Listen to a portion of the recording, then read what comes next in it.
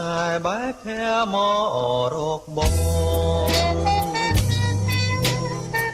ស្ដាំសូកក៏ឆ្លងឆ្លើយនឹងទឹកទៀង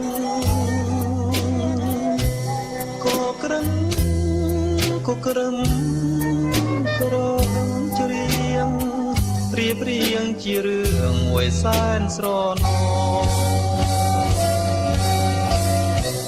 តងបន្តក៏ជាសូមួយឈោសូសៀងគួរឲ្យអាឡងទឹកភ្លៀងច្រៀងថ្នមលំទាំងស្រងស្រណោស្រណោមកលើធរណីលៀងជូងជាប់ដីណាស្រីនោះឡងរៀងបីត្រកងឆោមកែវឆោលីក្រសោ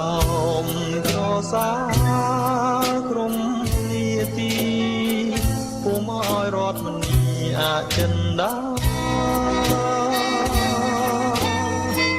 សំលេងទឹកភ្លៀងច្រៀងសន្នំបំពេអារម្មណ៍គូទាំងទ្វេហាខ្សឹងខ្សៀវរញៀវផ្លែផ្ដាំធွာ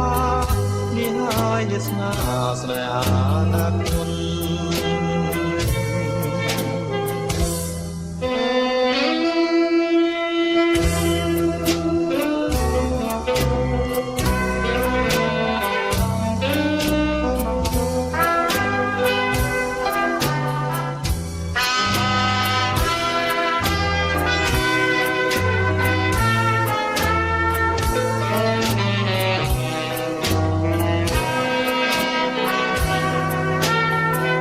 សំលេងទឹកភ្លៀងច្រៀងសន្នំ